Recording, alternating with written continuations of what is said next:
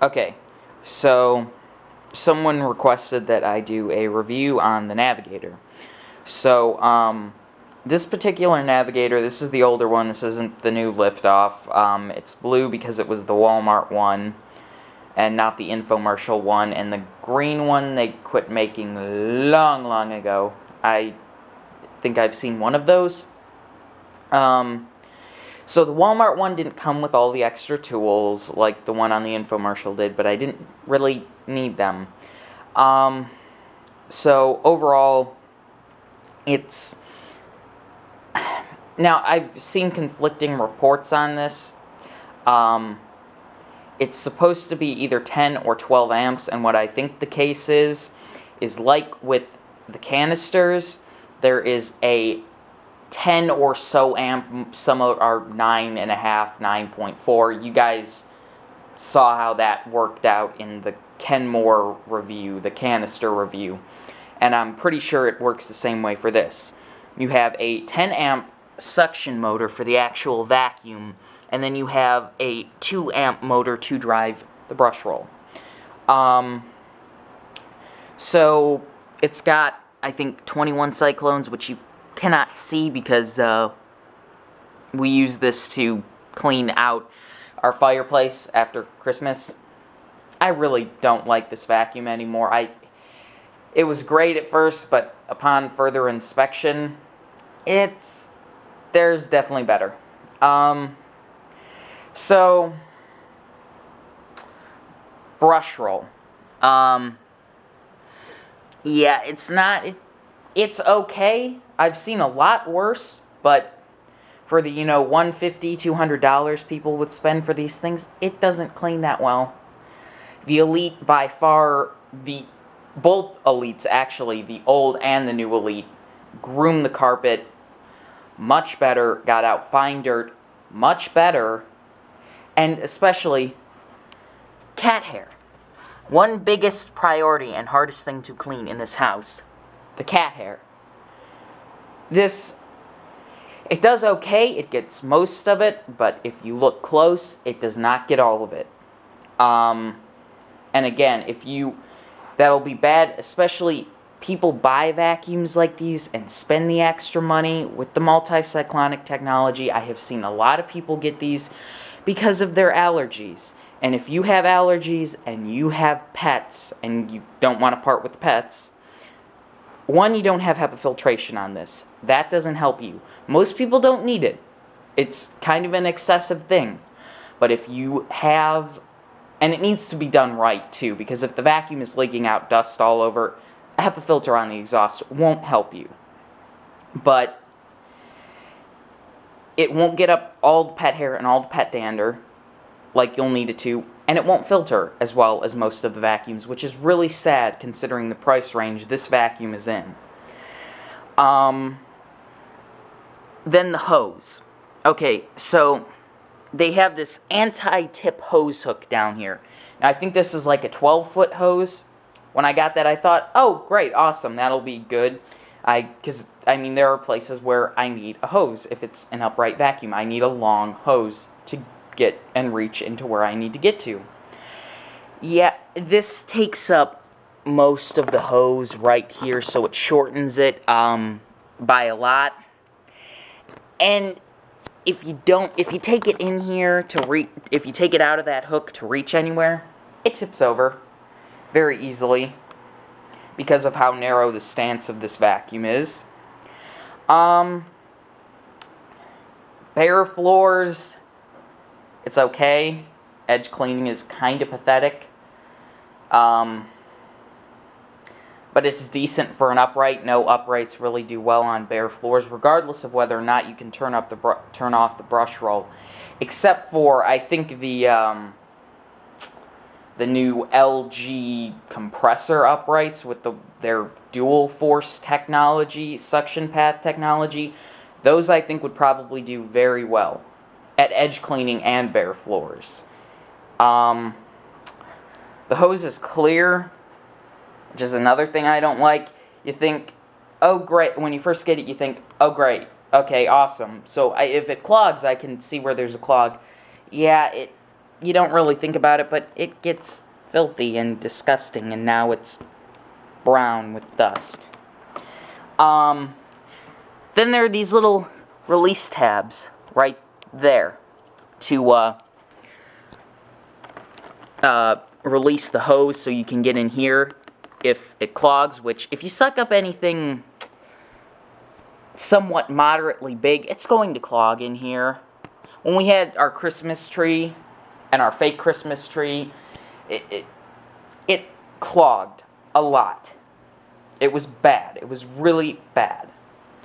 The one broke off, one of those release tabs right here. It broke off at some point. I have no idea when, it just broke off. Called Shark to get a replacement. They told us they wouldn't even ship one out for us, even if we paid. Yeah. They basically wanted us to buy another one direct from them. So, it's got a pretty decently long cord. I've seen longer. The one Dirt Devil I had a 42-foot long cord. That was awesome to have. So, tools-wise, you get this dusting brush, you get this crevice tool. You get, now this is the old crevice tool from the Elite, which is pretty long. It's basically like an extension wand. I measured it, it's about 15 inches. The one, that extra long one that they give you with the Shark if you order it off TV is, I think, 24 inches, so it's really long, because this is already long enough that I could put it on the Elite and go around and edge clean without bending over at all. They give you a turbo brush, which from what I've seen it's just one of the normal EuroPro turbo brushes that they've been shipping vacuums with for years, that are very cheap, very crappy, and most people have them break within the first few weeks or months of use. So that's basically pointless anyway. So you've got the 3-position rocker switch, off, suction only, brush roll and suction. Canister release is right there, that silver button. Bottom empty release right there for the canister. Top release to get to the Cyclones. You've got your filter down there, non-HEPA. You've got 3 filters under the canister that you need to wash, along with the Cyclone chamber every so often. Now here's another huge problem I have with this vacuum. Looks like it has a pretty decent sized canister, doesn't it? Well, yeah, they kinda ruin that by doing this. Okay, so you have this little platform in there.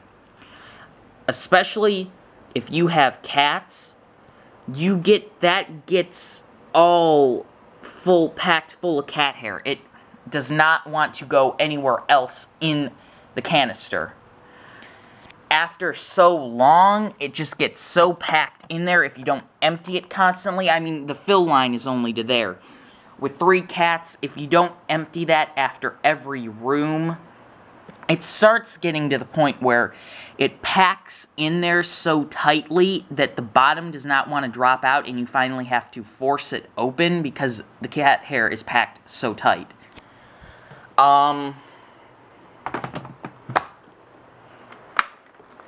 Let's see, what else is there? I really can't think of anything else.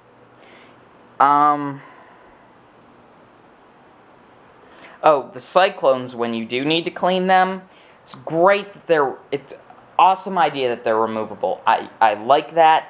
It's easy to clean because they will eventually need cleaning. Dysons, I've seen a lot of people complaining about how their Dysons...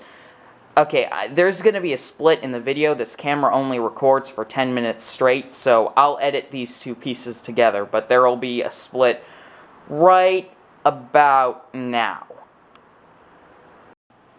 Okay, so sorry about the split. Like I said, camera only records for 10 minutes straight. Most people don't need that much out of a standard point-and-shoot camera. But, you know, sometimes I do. Like I was saying, though, it's a great idea that you can pull those cyclones out and clean them, because I have heard a ton of Dyson owners, especially with the older DC07, that had their vacuums, been using them, they'd been cleaning great, but they had started, actually, yes, dear God, losing suction, because the cyclones inside, the inner cyclones, were losing suction because they were so packed with fine dirt, and it had just caked on there and started blocking them off. Now, these people, it's not simple to disassemble those canisters. So people had resorted to soaking them in their bathtubs overnight, and not a good idea, especially when you can't get in there to dry them out, and then you get mold in there, and then the vacuum stinks, and overall, really bad idea. So, great idea that you can take this out and clean them, but here's the problem. It's all these small little cyclones. There's no efficient way to wash these things. You just pour water in there. There's clumps of dirt, so it gets little clumps of fine dirt in each one of these cyclones. You take it out, bang it over the trash can. There's still dirt caked in there. So you take it, you start washing it. Doesn't really want to come out. You have to cap your hand over all the holes, fill it with water, shake it while still capping the holes, let it drain out, and then when you end up with this muddy mix of water and dirt, and it's just not easy or efficient to clean it. You can get it somewhat clean, but it will never be fully cleaned out. I like the idea that they had on the Power Groom, which much less complicated cyclone design and didn't filter out dirt as well, but still, you could take the entire thing apart. It came apart into two different pieces. You could clean the entire cyclonic assembly in that vacuum and dry it completely, get all the dirt out. You didn't even have to wash it. I just took the Kenmore and a dusting brush and cleaned it out completely.